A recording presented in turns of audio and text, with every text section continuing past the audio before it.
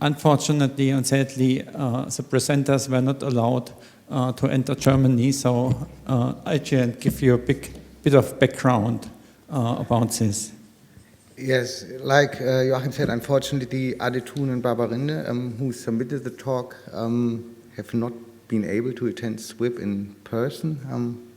We would have loved to exchange some ideas with them.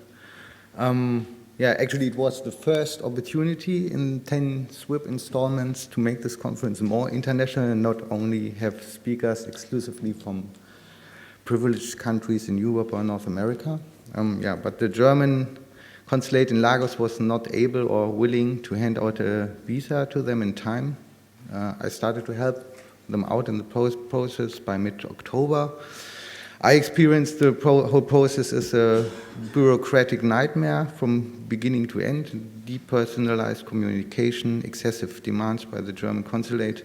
For example, applicants have to provide 6 months of their bank statements, their private bank statements. I'm not going into any more details here, but we intend to document what happened after the conference. Yes, the overall goal of the visa policy, it says, of the whole process is to only let people into Europe where you can be sure that they definitely will return to their country soon, so they have to provide the documents to show that they are rooted in Nigeria, in this case in Nigeria, that they have family roots or financial roots, whatever there. And yeah, in practice, this means preventing people from coming to Europe. Also, those we all know about this happens every day, but also for those who would like to participate in SWIB or similar communities. Yeah, for me, the whole process reflects well the dangerous developments in the past years, where sealing of borders along with growing nationalism give me the feeling that humanity is not up for something good. But anyway, I just received a recording from Adetoun and Babarinde. It's not a very big file, but they did a recording of their talk, and we haven't taken a look at it. I don't know how it will look on the big screen. That's all.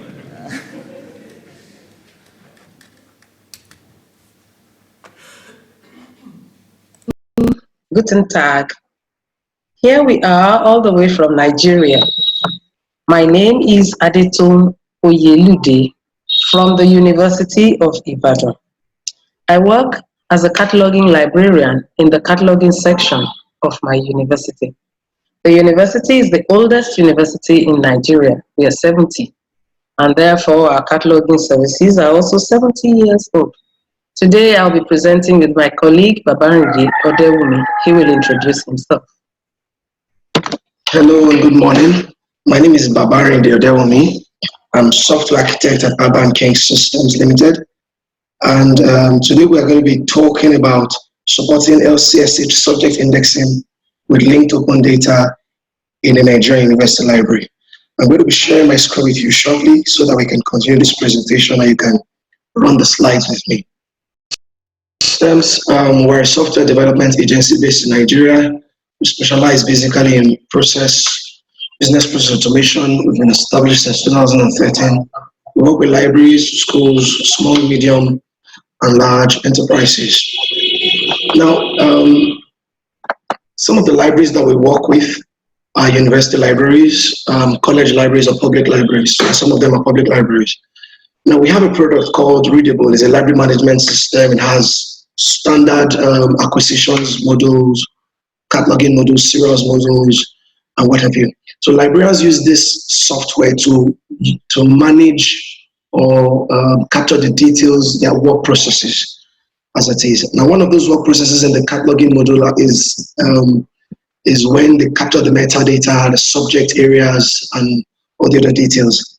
Now, because these libraries are based in Nigeria, we have a lot of content from books that are published in Nigeria. Now, most of those books don't come with CIP information. And of course, most of the African books as well don't come with CIP information. So getting the subject out can be a little bit challenging. And then again, access to an updated version of the LCSH, which is the standard in subject headings in Nigeria here, is also a challenge. Most libraries have 2010 and below versions, and of course the print version is also unavailable. Now, access to the LCSH as well, which is online in id.loc.gov, also can be challenging at times if there is a poor network, actually unavailable. Now, so how do we solve this? So what we have is a solution that allows users to be able to search for the subjects using the LOD, the linked open data made available by the Library of Congress. As an example, if you have a book with you and you've decided that it's talking about the algebra subject area, as it were, all you can do is type algebra in the text in the search field above here and click on the filter button. Then you get a result on the left, a search result of all things that are similar to algebra as a subject. Now, by clicking on one of the search results, the views of the search results, you have much more finer details with respect to the results that you can see actually on the right as well. So you have algebra, we have the broader authorities of algebra, and of course you have the narrow authorities of algebra as it is. Now, in each of the broader authorities and narrow authorities, the view buttons, you can click on them to also delve into the details of each of those authorities as well.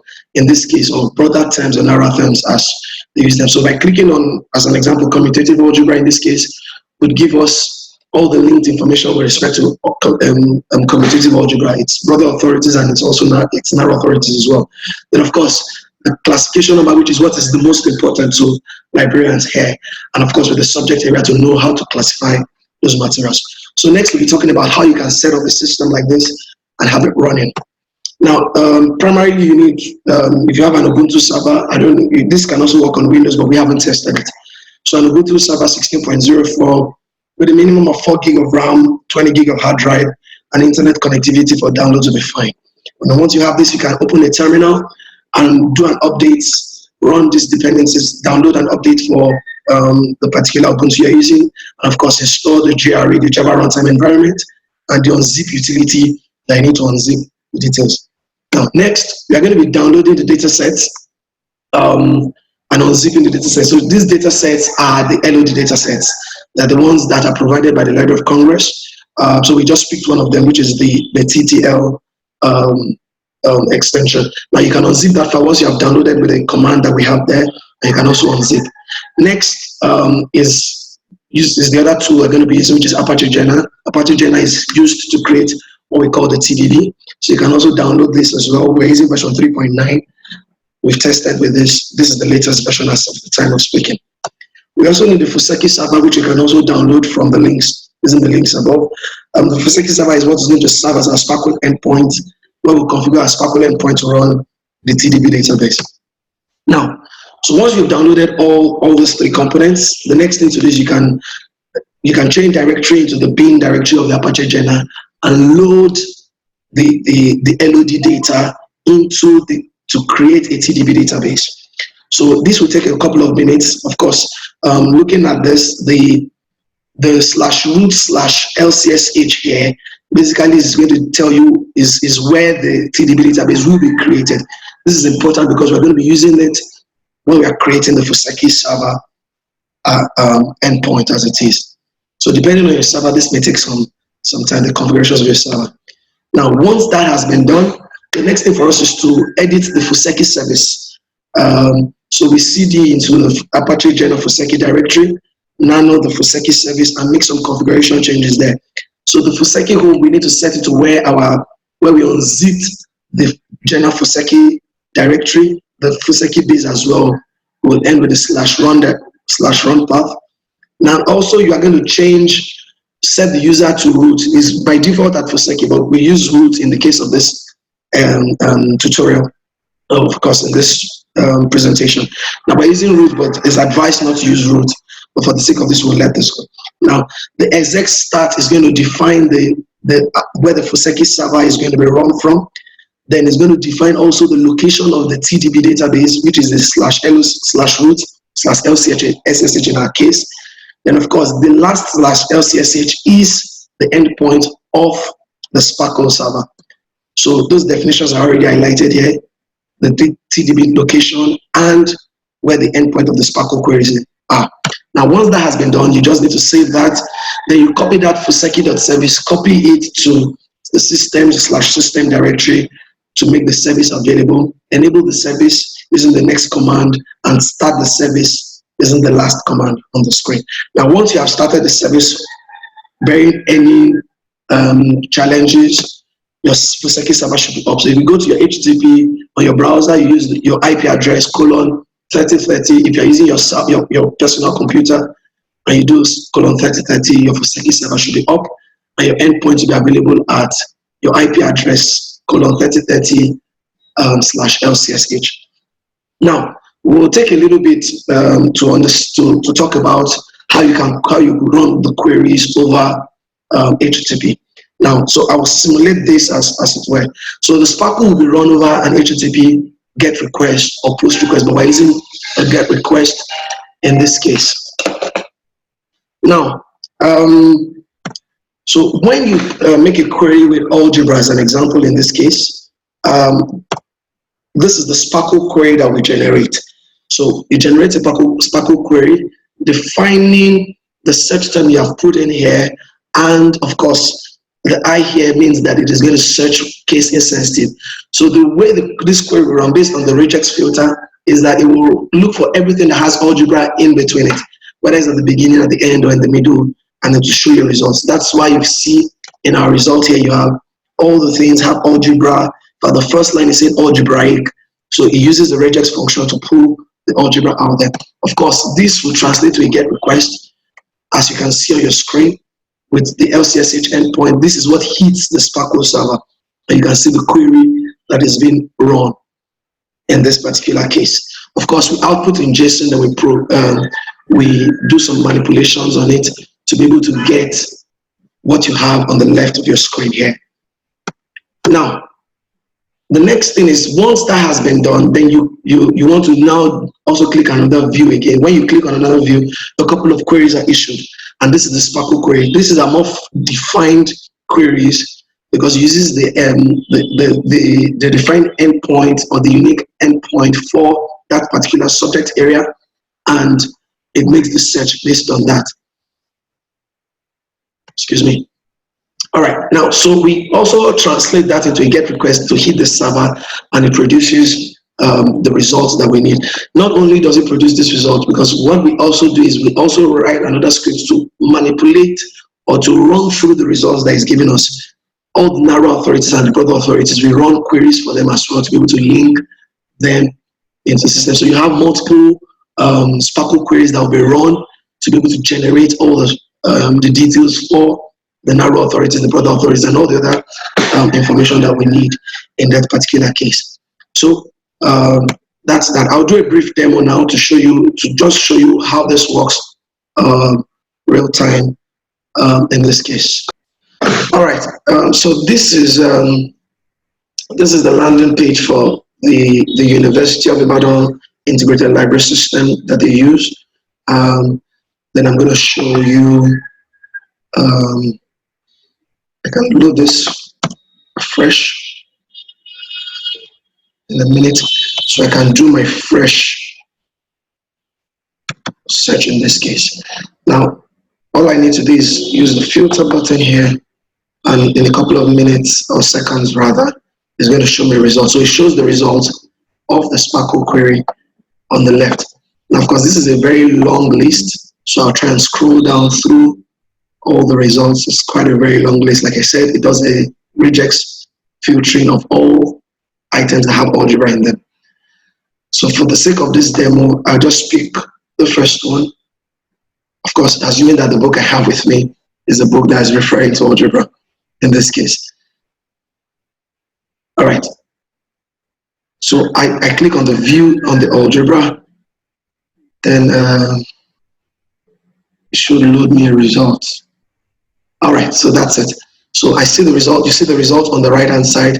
It's showing the details of the authoritative label algebra, the classification, the broader authority, and all the narrow authorities as it is. So in my own case, if the book really this will allow me to know the final authorities that I need to look through to be able to compare with the book that I have in front of me.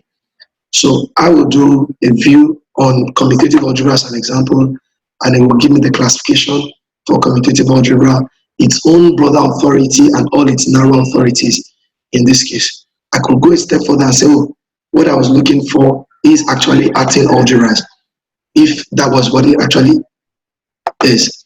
But in this case, there is no classification number, so I have to revert back to the commutative algebra in this case. Now, we also say that the moment this is done, of course, the librarian still needs to consult the subjects, the schedules, to be able to pull, to check much more finer classifications in this case, but that's beyond the scope of this particular demonstration. Now, the last thing I wanted to show you was that is at the back point, the moment you switch, you're changing, you're running one of the queries, you see that many a times you find out that the SPARQL server will keep making multiple requests. And so by clicking commutative algebra, in this case, I can see all the requests dropping up from the SPARQL server, which is what we translate into application here. So basically, the results that we get from the SPARQL server on the left is what we display on the right. So just a couple of designs and tweaks is what gives us this. So that's basically that from this end. I'd allow my other colleague to give you the final datings as we close on this. Thank you. We've gone through what happens at the server end and all that. But I can say that those of us who are doing the cataloging practically in the cataloging unit have seen that this particular aspect of the tool that we have makes it faster for us to catalog local content. We have the books from Africa about Africa that are not cataloged, and we cannot find any online cataloging tool that gives us the results of that cataloging. It has saved us so much time because we can consult the LCSH straight from the online, and we can also, in 5 minutes or less, catalog original materials that have been set aside, and we have backlogs of them. The shelves and shelves of backlogs of local content have been brought down drastically ever since we started using this. And that's what we want to share with you. And we actually regret not being able to be there physically to take your questions and interact and learn from other types of linked open data sets that people have been using all over. And we hope that next time we'll have the opportunity. Meanwhile, we will say that you can actually send your questions and queries to us either through email or by Twitter. Thank you. All right, that'll be all from our end. We're very, very grateful for the opportunity. We hope you guys have a wonderful conference. Thank you, and God bless. God bless you.